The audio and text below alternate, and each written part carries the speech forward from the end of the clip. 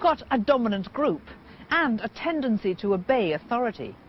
What happens when the leader asks us to do something against our better judgment? When we're caught up in the wrong circumstances, you'd be amazed at what harm we'll do to others, even if we think we couldn't.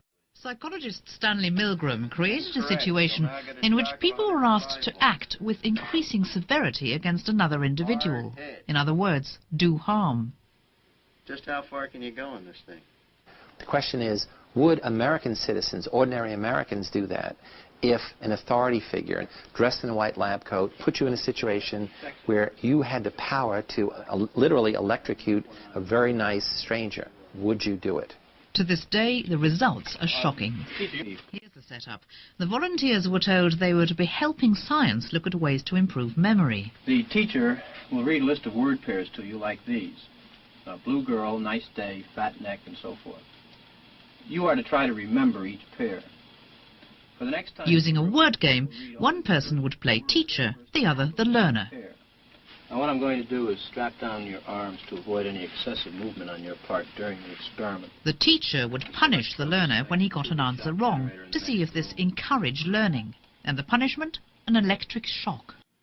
Milgram chose 15-volt increments because each increase seemed so minimal. This middle position after you released it to show you which switches you've used on the board. Axe, needle, stick, blade. Answer, please. Wrong. I'm up to 180 volts. Please continue, teacher. Needle, you're going to get a shock. 180 volts.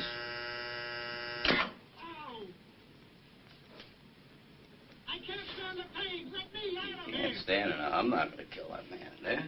I mean, who's going to take the responsibility if anything happens to that gentleman? I'm responsible for anything that happens here. Continue, please. If the leader says, look, I'll be responsible, then we are relieved that we are not going to be blamed. A lot of what we don't do is because of the fear of being blamed for a negative outcome. Continue. Go on, please. You accept all the responsibility? The responsibility is mine, correct. Please go on. Gold, dollar, necklace, moon, paint. Answer, please. Are you all right? 405 volts. The answer is moon. What we see illustrated here is a number of the variables that are involved in transforming ordinary good citizens into perpetrators of evil, into people who blindly follow fascist, tyrannical leaders. So you need an ideology, a belief system that makes everything seem to make sense. In his case, it's we want to help people, we want to improve learning, we want to improve their memory. So all fascists start with some ideology. We're doing God's work, we're saving our country for freedom, for democracy, whatever it is. So that's a critical first step. And then what you see is you assign people roles, so people have some meaningful role within that structure. You have an authority who supervises those roles.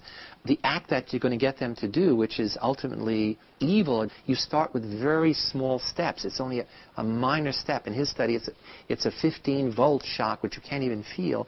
And then you increase in incremental, small increments, this level of aggression, this level of hostility. Down the learning of the shock. When you release it, the shock stops. Milgram repeated the experiment 17 times. Anyone he asked said they would not electrocute a stranger. In fact, of his 900 volunteers, 2/3 went up to 450 volts. That's nearly twice the voltage in our main supply. Propaganda, such as these anti-Semitic posters, portray the outgroup as beasts. It makes it easier to do them harm if they're seen as less than human. In another version of Milgram's experiment, this was put to the test. The learners were described as animals. In every case, the teachers were willing to use higher voltages far more readily.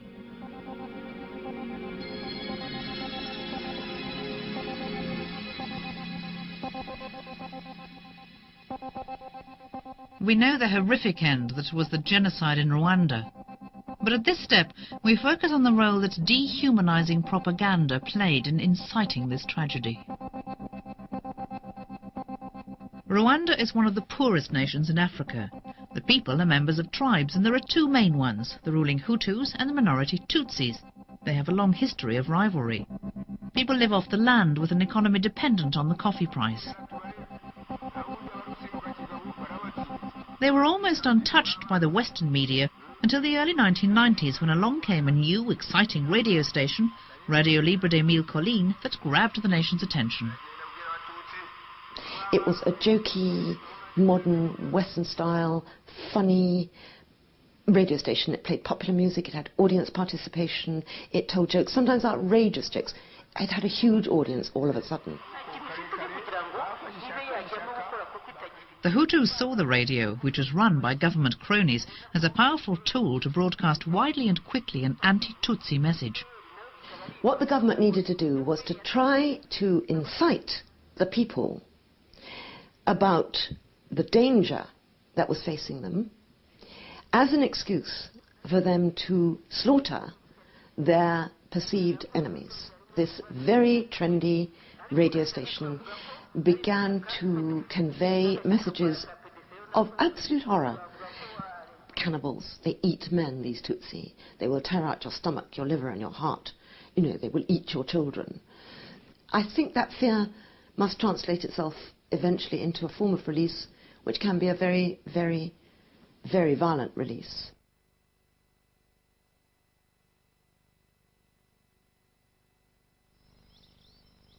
Having incited violence, the radio station then broadcast details of where the enemy Tutsis could be found. One massacre happened in Nyiraboye, in the village's little Catholic church. In April 1994, 1,000 local Tutsis fled here for sanctuary. A mob of Hutus surrounded the church, their passions raised by their military leaders, and a flow of dehumanizing language from the radio.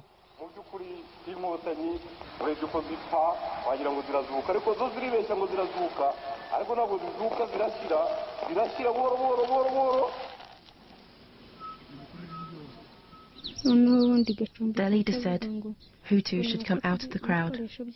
Some people were desperate and lied. They were shot dead straight away. Then their leader said we were snakes and they should smash our heads. That was when they started to cut people up.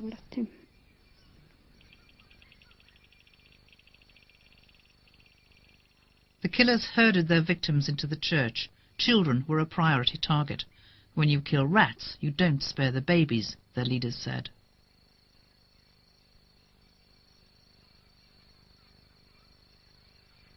We were pretending to be dead.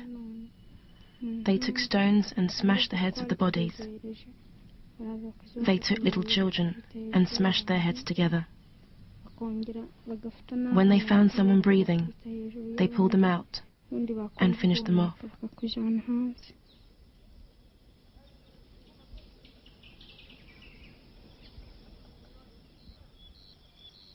The soldiers left Valentina for dead.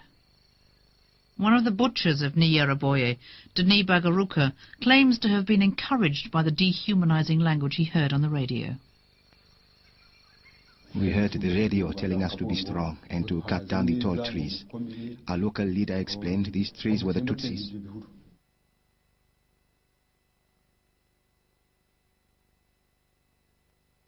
We were listening to the radio, and because of that and what the soldiers were urging, we started to kill our neighbors.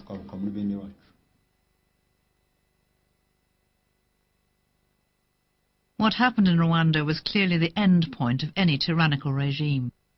But it was driven by our step 3, dehumanization of the enemy. 800,000 Tutsis and moderate Hutus were murdered during the 1994 genocide.